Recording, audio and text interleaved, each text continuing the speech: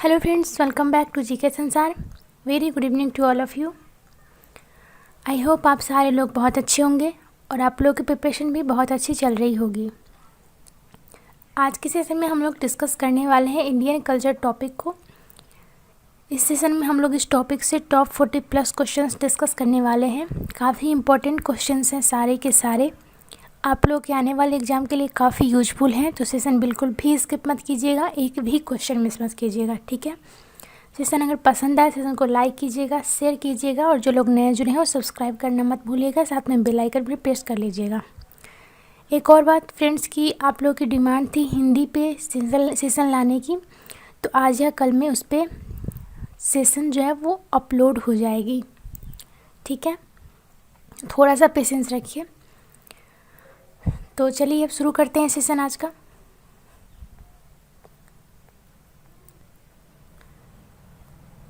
First question है कि प्रतिवर्ष हाथी महोत्सव इनमें से किस जगह पे मनाया जाता है। देखने में काफ़ी इजी क्वेश्चन लगते हैं बट एग्ज़ाम में आते हैं तो बहुत कन्फ्यूजन होती है इन सारे क्वेश्चंस में। तो इसका जो आंसर होगा हमारा वो होगा ऑप्शन नंबर ए, यानी कि जयपुर। हाथी महोत्सव जो होता है वो जयपुर में मनाया जाता है, जो कि राजस्थान में है। इसमें क्या होता है कि हाथियों को सजा धजा कर महोत्सव में लाया जाता है, ठीक है।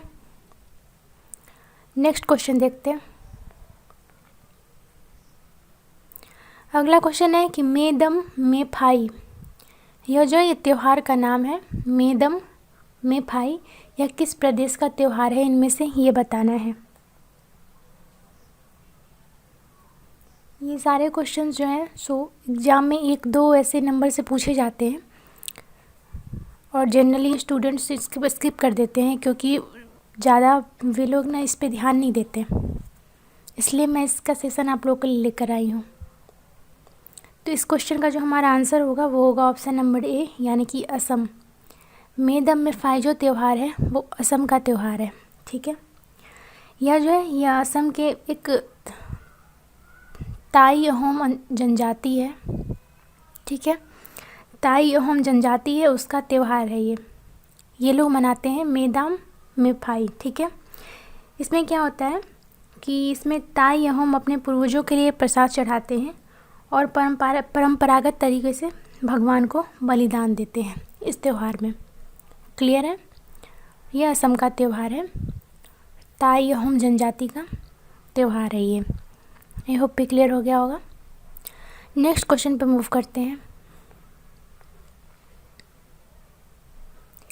गुरुमुखी, डोगरी और सिंधी लिपि जो है, इन सारे लिपियों की उत्पत्ति इनमें से किस लिपि से हुई है ये बताना है।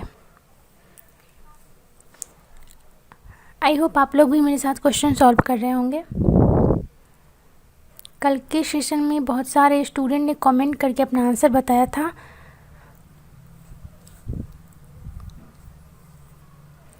तो आज भी मुझे बताइएगा सेशन के एंड में कि आप लोग कितने क्वेश्चंस के आंसर सही हुए हैं। तो इस क्वेश्चन का जो आंसर है मैं बताती हूँ, मैच कीजिए आप लोग अपने आंसर। इसका आंसर जो होगा हमारा वो होगा ऑप्शन नंबर बी, यानी कि शारदा लिपि। गुरुमुखी, डोगरी और सिंधी लिपि जो है इसकी उत्पत्ति शारदा लिपि से हुई है, ठीक है। यह जो है ये 8वीं शताब्दी के आसपास विकसित स्क्रिप्ट में ब्राह्मण परिवार की एक लिपि है, ये शारदा लिपि, ठीक है। 8वीं शताब्दी के आसपास ये विकसित हुई थी। यह संस्कृत और कश्मीरी भाषा के लिए प्रयोग की जाती है, ठीक है। क्लियर है, इसके बारे में इतना जानकारी इनफ है एग्जाम के पॉइंट ऑफ व्यू से। तो याद रखिएगा, गुरुमुखी, डोगरी और सिंधी लिपि शारदा लिपि से उत्पन्न हुई है और शारदा लिपि जो है ये 8वीं शताब्दी के आसपास में विकसित हुई थी। नेक्स्ट क्वेश्चन पे मूव करते हैं। वासव श्री पुरस्कार यह किस सरकार द्वारा दी जाती है, इनमें से ये बताना है। वासव श्री ये पुरस्कार है, यह किस सरकार द्वारा दी जाती है। तो इसका हमारा करेक्ट आंसर होगा ऑप्शन नंबर डी, यानी कि कर्नाटक। यह पुरस्कार कर्नाटक द्वारा दी जाती है और किस क्षेत्र में दी जाती है ये भी जानना इम्पोर्टेंट है। तो यह सामाजिक सुधार और सामाजिक परिवर्तन की दिशा में योगदान के लिए दिया जाता है। क्लियर है कि ये बाषष्ठ श्री पुरस्कार जो है यह सामाजिक सुधार और सामाजिक परिवर्तन की दिशा में योगदान के लिए दिया जाता है कर्नाटक सरकार के द्वारा। नेक्स्ट क्वेश्चन पे मूव करते हैं। चिश्ती सिलसिला एक सूफी सिलसिला है जो चिश्त कस्बे से शुरू हुआ है। इतना पता होगा आप लोगों को। क्वेश्चन ये पूछ रहा है कि चिश्त कस्बा जो है वो इनमें से किस देश में स्थित है।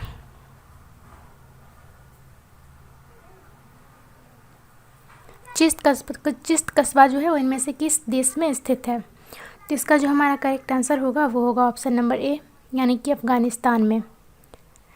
चिश्त कस्बा जो है वो अफ़गानिस्तान में स्थित है। यह अफ़गानिस्तान के हेरात एक प्रांत है, वहाँ पे स्थित है। ठीक है, इसकी स्थापना कब हुई थी वो भी जान लेते हैं हम लोग। इसकी स्थापना हुई थी 930 ईस्वी में। किसने की थी? तो इसकी स्थापना की थी अबू इशाक समी ने। ठीक है, अबू इशाक समी ने 930 ईस्वी में चिश्त कस्बा की स्थापना की थी अफ़गानिस्तान के हेरात प्रांत में। क्लियर है, इतना समझ आ गया होगा आई थिंक। नेक्स्ट क्वेश्चन पे मूव करते हैं। द्वितीय बुद्ध इनमें से किन्हें कहा जाता है ये बताना है। तो इसका हमारा करेक्ट आंसर होगा ऑप्शन नंबर ए, यानी कि पद्मसंभव। पद्मसंभव को द्वितीय बुद्ध कहा जाता है। अगले क्वेश्चन पे मूव करते हैं। दादा साहब फाल्के पुरस्कार की शुरुआत इनमें से किस वर्ष हुई थी ये बताना है। दादा साहब फाल्के पुरस्कार की शुरुआत किस वर्ष हुई थी। तो इस क्वेश्चन का जो हमारा करेक्ट आंसर होगा वो होगा ऑप्शन नंबर सी, यानी कि 1969 ईस्वी में। 1969 ईस्वी में दादा साहब फाल्के पुरस्कार की शुरुआत हुई थी। अगला क्वेश्चन देखते हैं। हर साल रमज़ान पिछले साल से कितने दिन पहले या बाद होता है बताना है। हर साल रमज़ान पिछले साल से कितने दिन पहले या बाद मनाया जाता है। तो इसका जो हमारा करेक्ट आंसर होगा वो होगा ऑप्शन नंबर ए। हर साल जो रमज़ान मनाया जाता है वो पिछले साल से 11 दिन पहले मनाया जाता है। ठीक है, ऑप्शन ए हमारा करेक्ट आंसर है। अगले क्वेश्चन पे मूव करते हैं। के बिरला फाउंडेशन द्वारा दिए जाने वाले सरस्वती सम्मान के बारे में इनमें से कौन सा कथन सही है। 4 कथन दिया गया है, बताना है कि इनमें से कौन सा कथन सही है। सरस्वती सम्मान के द्वारा किस सम्मान के बारे में जो दिया किसके द्वारा जाता है, दिया जाता है के बिरला फाउंडेशन के द्वारा। इसका आंसर क्या होगा? इसका जो आंसर होगा हमारा वो आप लोग अपना आंसर मैच कीजिए। इसका आंसर मैं बताती हूँ करेक्ट। इसका जो करेक्ट आंसर होगा वो होगा ऑप्शन नंबर सी, यानी कि 1 2 3। 1 2 3 जो तीनों जो स्टेटमेंट है सरस्वती सम्मान के बारे में वो सही है। पहला है कि यह पुरस्कार वार्षिक है, ये भी सही है। जूरी की अध्यक्षता भारत के पूर्व मुख्य न्यायाधीश करते हैं, वो भी सही है। यह केवल भारतीय नागरिकों को दिया जाता है, ये भी सही है। लेकिन यह भारत की सभी भाषाओं को दिया जाता है, ये जो कथन है ये गलत है। इसके बारे में कुछ और जान लेते हैं कि जैसा कि हम लोगों ने क्वेश्चन में ही पढ़ा कि यह बिरला फाउंडेशन के द्वारा दिया जाता है। यह जो है यह भारत के जो संविधान है उसकी अनुसूची 8 में जो शामिल भाषा है, जितनी भी भाषा है उसमें पिछले 10 वर्षों के दौरान प्रकाशित भारतीय नागरिक के उत्कृष्ट साहित्यिक कार्य के लिए ये दिया जाता है। ठीक है, सभी भाषाओं को नहीं दिया जाता है। भारतीय संविधान की जो अनुसूची 8 में जितनी भी भाषाएं हैं तो उस भाषाओं में अगर किसी लेखक ने पिछले 10 वर्षों के दौरान कोई उत्कृष्ट कार्य किया है, कोई उत्कृष्ट लेखन किया है, तो उसके लिए उन्हें दिया जाता है यह सम्मान। ठीक है, 2005 से जो यह है वो 22 भाषाओं में दिया जाता है। तो आई थिंक क्लियर हो गया होगा ये कि चौथा हमारा क्यों नहीं सही हुआ कथन। अगले क्वेश्चन पे मूव करते हैं। जापानी कला इकेबाना इसमें से किससे संबंधित है ये हमें बताना है। इसका जो हमारा करेक्ट आंसर होगा वो होगा ऑप्शन नंबर ए, यानी कि फूलों के सजावट से। फूलों से सजावट करने से इकेबाना जो है वो कला या जापानी कला है, यह संबंधित है। Let's move ahead. एलिफेंटा की जो गुफाएं हैं वो मुख्य रूप से किस वंश से संबंधित है, इनमें से ये बताना है। इसका जो हमारा करेक्ट आंसर होगा वो होगा ऑप्शन नंबर डी, यानी कि राष्ट्रकूट। एलिफेंटा की गुफाएं मुख्य रूप से राष्ट्रकूट वंश से संबंधित है। और इसके बारे में एक और बात मैं बताती हूँ आप लोगों को कि 1987 में यूनेस्को ने क्या किया कि एलिफेंटा की जो गुफाएं थी उसको विश्व धरोहर का दर्जा दे दिया। ठीक है, 1987 में, याद रखिएगा, यूनेस्को ने एलिफेंटा की गुफाएं को विश्व धरोहर का दर्जा दिया था। ये क्वेश्चन भी पूछा जा चुका है। अगले क्वेश्चन पे मूव करते हैं। केंद्रीय भारतीय भाषा संस्थान जो है वो इनमें से किस जगह पे स्थित है, ये बताना है। तो इसका हमारा करेक्ट आंसर होगा ऑप्शन नंबर बी, यानी कि मैसूर में। केंद्रीय भारतीय भाषा संस्थान जो है वो मैसूर में स्थित है। भारतीय संगीत में अभंग जो है वह किस देवता का भजन है, इनमें से वो बताना है। अभंग जो है ये एक प्रकार का भजन है, तो बताना है कि यह किस देवता का भजन है भारतीय संगीत में। तो इसका जो हमारा करेक्ट आंसर होगा वो होगा ऑप्शन नंबर सी, यानी कि विट्ठल। अभंग जो है वो विट्ठल भगवान का भजन है। और एक और बात फ्रेंड्स कि प्रथम अभंग जिन्होंने गाया था वो थे संत तुकाराम। ठीक है, संत तुकाराम ने प्रथम अभंग भजन गाया था विट्ठल भगवान के लिए। क्लियर है। अगला क्वेश्चन देखते हैं। नृत्य रूप लटापद किस नृत्य से संबंधित है? लटापद जो है यह किसी नृत्य का स्टेप है, तो वह कौन सा नृत्य है, किस नृत्य से संबंधित है, ये हमें बताना है। ठीक है, तो इसका जो हमारा करेक्ट आंसर होगा वो होगा क्या, ऑप्शन नंबर सी। ठीक है, यानी कि भरतनाट्यम। ये भरतनाट्यम से संबंधित है लटापद। क्लियर है। नेक्स्ट क्वेश्चन है कि प्राचीन भीमा देवी मंदिर जो है वो किस प्रदेश में है? प्राचीन भीमा देवी मंदिर जो है वो किस प्रदेश में है? तो इसका जो आंसर होगा हमारा वो होगा ऑप्शन नंबर बी, यानी कि हरियाणा। सॉरी, यहाँ पे टाइपिंग मिस्टेक है, हरियाणा इसका आंसर होगा। प्राचीन भीमा देवी मंदिर जो है वो हरियाणा में है। एक और बात इसके बारे में मैं बताती हूँ कि यह जो है इसे उत्तर भारत का खजुराहो कहा जाता है। ये प्राचीन भीमा देवी मंदिर को उत्तर भारत का खजुराहो कहा जाता है। ठीक है, यह जो है यह हरियाणा के पंचकुला में है, याद रखिएगा, हरियाणा के पंचकुला में है। Let's move ahead. संस्कृत वर्णमाला में कितने अक्षर होते हैं? हिंदी और इंग्लिश के बारे में तो सबको पता ही होगा, लेकिन बहुत कम लोगों को पता होगा कि संस्कृत वर्णमाला में कितने अक्षर होते हैं। इसका जो करेक्ट आंसर होगा वो होगा हमारा ऑप्शन नंबर सी, यानी कि 54। संस्कृत वर्णमाला में कुल 54 अक्षर होते हैं। नेक्स्ट क्वेश्चन है कि रिगॉन थुपटेन मनोविज्ञान मठ यह इनमें से किस राज्य में स्थित है? इसका हमारा करेक्ट आंसर होगा ऑप्शन नंबर ए, यानी कि उड़ीसा। रिगॉन थुपटेन मनोविज्ञान मठ जो है ये उड़ीसा में स्थित है।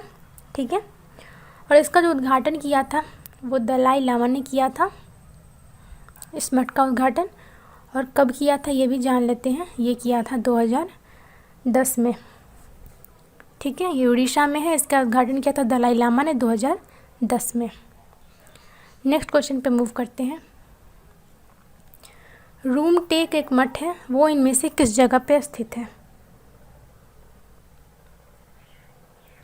इसका हमारा करेक्ट आंसर होगा ऑप्शन नंबर सी। ठीक है, ऑप्शन नंबर सी, यानी सिक्किम। रूमटेक मठ जो है वो सिक्किम में स्थित है। रूमटेक मठ को एक और नाम से जाना जाता है, इसे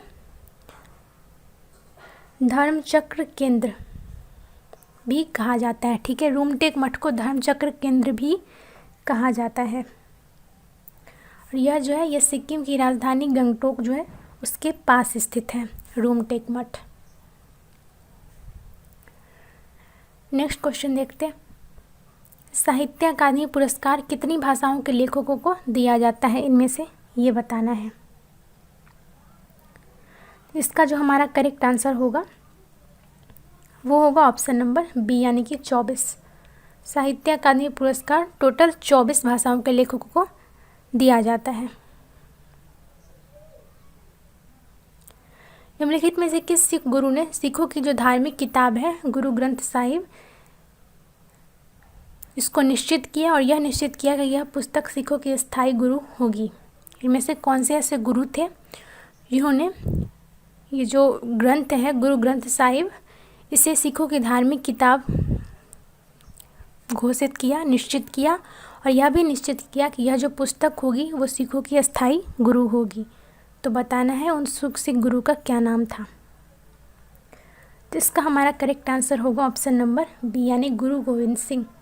ठीक है, गुरु गोविंद सिंह ने गुरु ग्रंथ साहिब को सिखों की धार्मिक किताब निश्चित किया था। ठीक है, और उन्होंने यह भी कहा था कि यह जो पुस्तक होगी यह सिखों के अस्थायी गुरु होगी। गुरु ग्रंथ साहिब के बारे में पता ही होगा कि यह सिखों के 10वें और अंतिम गुरु थे।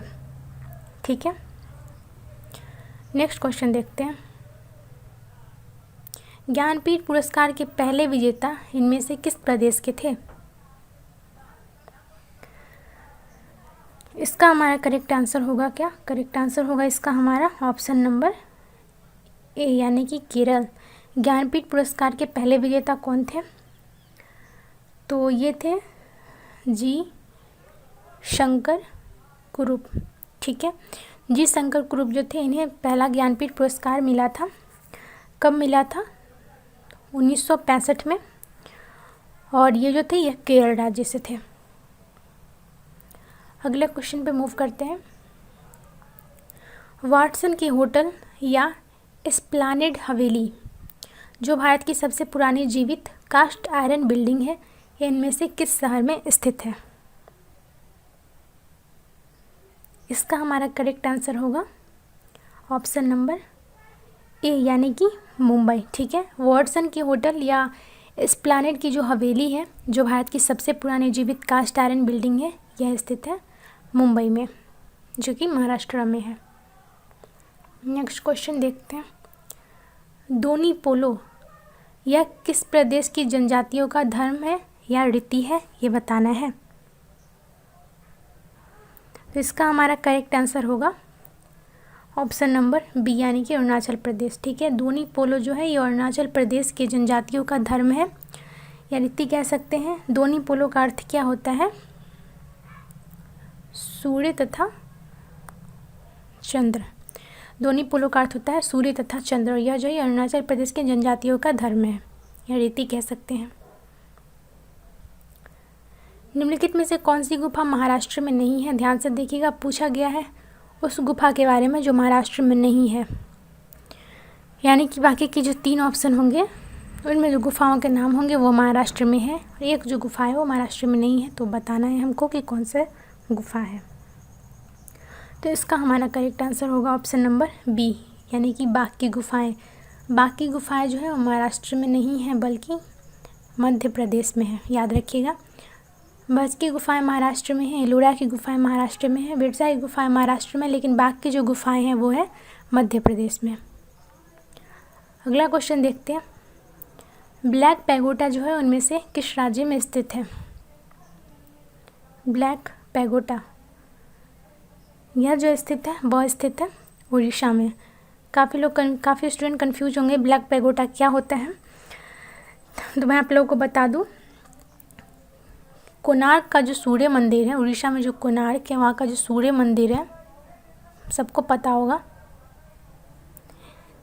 इस मंदिर को ब्लैक पैगोडा कहा जाता है। ठीक है, बहुत लोगों को नहीं पता होगा ये चीज़। उड़ीसा के कोणार्क के सूर्य मंदिर को ब्लैक पैगोडा कहा जाता है। ठीक है, तो ब्लैक पगोडा कहाँ स्थित है? उड़ीसा में। नेक्स्ट क्वेश्चन पे मूव करते हैं।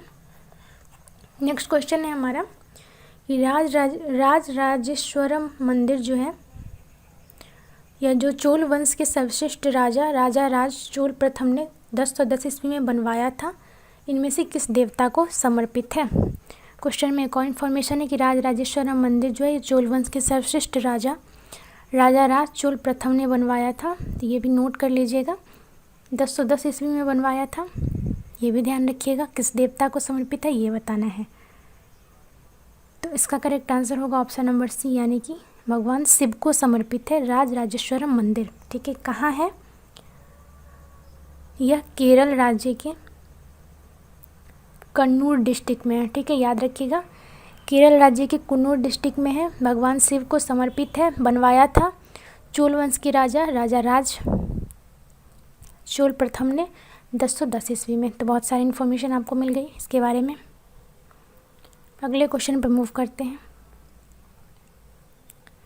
निम्नलिखित में से किस नृत्य को पंडित जवाहरलाल नेहरू ने गरीबों की कथकली कहा था, ये बताना है।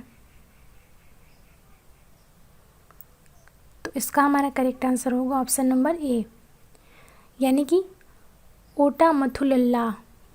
ओटा मथुल्ला एक नृत्य है जिसे पंडित जवाहरलाल नेहरू ने गरीबों की कथकली कहा था।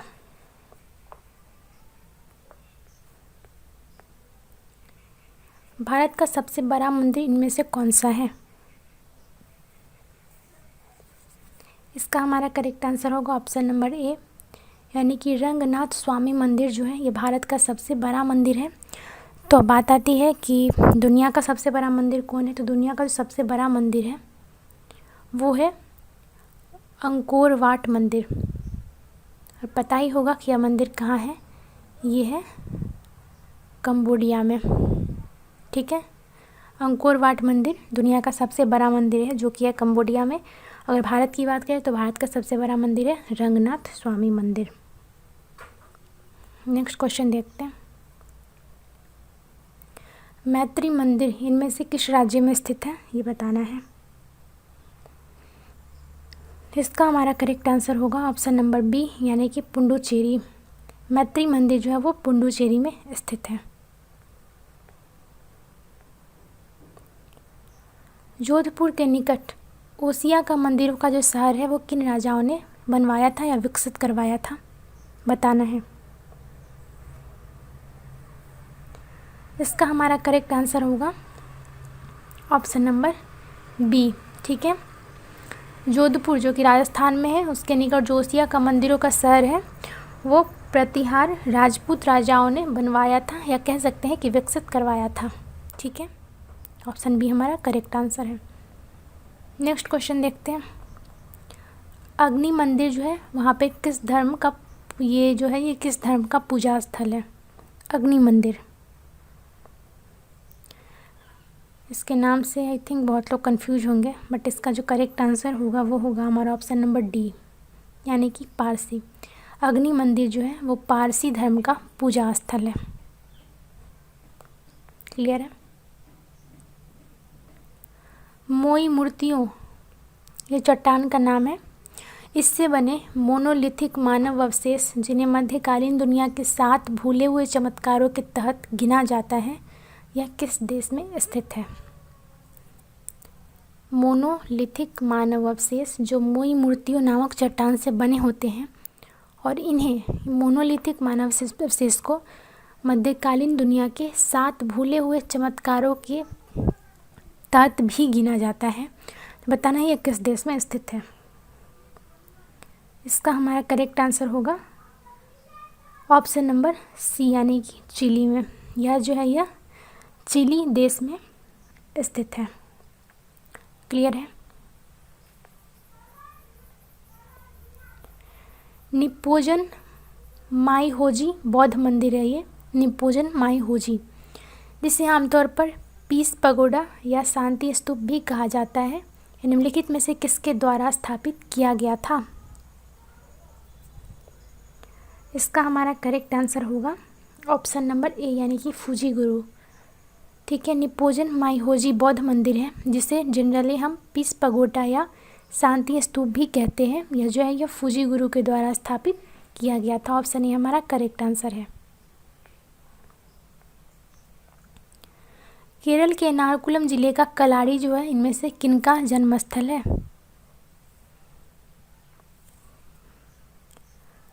इसका हमारा करेक्ट आंसर होगा ऑप्शन नंबर बी यानी कि आदि शंकराचार्य। कलाड़ी जो है जो केरल के एर्नाकुलम जिले में है, यह आदि शंकराचार्य का जन्मस्थल है। ऑप्शन बी हमारा करेक्ट आंसर होगा। मामल्लपुरम का जो वराह मंदिर है वो इनमें से किन्होंने बनवाया था? मामल्लपुरम का जो वराह मंदिर है वो बनवाया था श्री विष्णु ने। ठीक है, वराह मंदिर जो है मामल्लपुरम का वो बनवाया था श्री विष्णु ने, यानी हमारा ऑप्शन नंबर ये जो है वो करेक्ट आंसर है। प्राचीन दमिश्क सीरिया में स्थित एक विश्व धरोहर स्थल है, यह क्या है? ये बताना है। यह जो है यह एक शहर है। ऑप्शन सी हमारा करेक्ट आंसर है। दमिश्क जो है यह एक शहर है। यह जो है यह दुनिया के प्राचीनतम शहरों में से एक है। ठीक है, और यह जो है यह सीरिया की राजधानी भी है। दमिश्क, याद रखिएगा, दमिश्क सीरिया की राजधानी भी है। यह एक शहर है। यह विश्व के प्राचीनतम शहरों में से एक है। ठीक है, जिसे एक विश्व धरोहर स्थल माना जाता है। निम्नलिखित में से कौन सा मिलान सही नहीं है? इधर त्योहार का नाम दिया गया है और इधर राज्य का नाम दिया गया है। बताना है कि कौन सा मैथ सही नहीं है।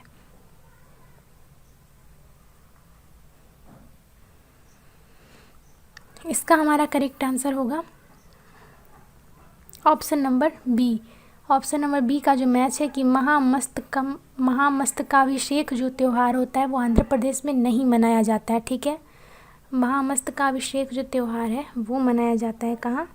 ये मनाया जाता है कर्नाटक में। यह जो है यह 12 वर्ष में एक बार होता है ये त्यौहार। ठीक है, बाकी ऑप्शंस देख लें। त्यागराज महोत्सव आंध्र प्रदेश और तमिलनाडु में मनाया जाता है। पूरम महोत्सव केरल में मनाया जाता है।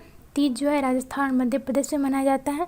लेकिन महामस्तकाभिषेक जो त्यौहार है वो कर्नाटक में मनाया जाता है। ठीक है, आंध्र प्रदेश में नहीं। तो ऑप्शन बी हमारा करेक्ट आंसर है। टावर ऑफ साइलेंस भारत में किस धर्म से संबंधित है? क्या आंसर होगा इसका? इसका जो हमारा करेक्ट आंसर होगा वो क्या होगा?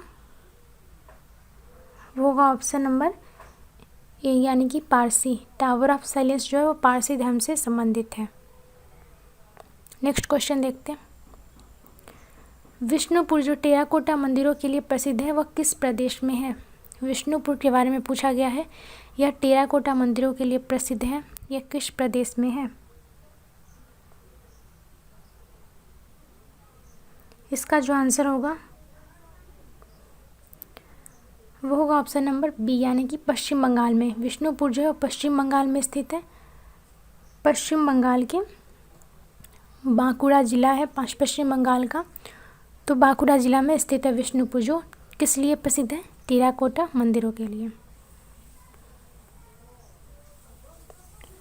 निम्नलिखित में से कौन से मंदिर में शिव की आराधना नटराज के रूप में की जाती है?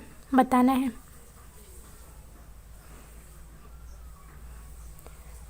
नटराज जो मुद्रा होती है शिव की, उसमें जो भगवान शिव होते हैं वो तांडव नृत्य की मुद्रा में होते हैं। तो नटराज के रूप में भगवान शिव की पूजा इनमें से कौन से मंदिर में की जाती है? इसका हमारा करेक्ट आंसर होगा ऑप्शन नंबर सी यानी कि चिदम्बरम। चिदम्बरम मंदिर में भगवान शिव की आराधना नटराज के रूप में की जाती है। क्लियर है? नेक्स्ट क्वेश्चन देखते हैं। बेसिलिका ऑफ बॉम जीसस नामक विश्व धरोहर स्थल किस प्रदेश में है? ये बताना है। बेसिलिका ऑफ बॉम जीसस में बता दूं कि यह जो है यह एक ईसाई गिरजाघर है, जिसे चर्च कहते हैं इंग्लिश में। बेसिलिका ऑफ बॉम जीसस एक ईसाई गिरजाघर है। इसका निर्माण हुआ था 1594 से 1605 ईस्वी के बीच। ठीक है, यह किस प्रदेश में है ये बताना है। इसका करेक्ट आंसर होगा हमारा क्या, करेक्ट आंसर होगा गोवा। यह जो है यह गोवा में स्थित है। फ्रेंड्स, तो फाइनली जो हमारा आज का सेशन था इंडियन कल्चर का वो एंड होता है। हम लोगों ने इस सेशन में बहुत सारे अच्छे अच्छे क्वेश्चंस किए। इनमें से बहुत सारे क्वेश्चंस को आप लोगों ने जो एग्ज़ाम दिया होगा उसमें देखा भी होगा।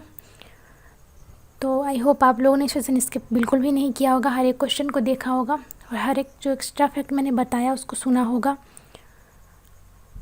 तो सेशन अगर पसंद आया हो तो सेशन को प्लीज़ लाइक कीजिएगा, शेयर कीजिएगा। कोई कमेंट हो, कोई सजेशन हो, अगर आप लोगों का कोई क्वायरी हो जो पूछना चाहते हैं, कोई क्वेश्चन अगर कुछ भी हो तो आप कमेंट करके हमसे पूछ सकते हैं, कमेंट करके हमें सजेशन दे सकते हैं। ठीक है, और मुझे ये भी बताइएगा कमेंट करके कि आप लोगों के इनमें से कितने क्वेश्चन सही हुए हैं।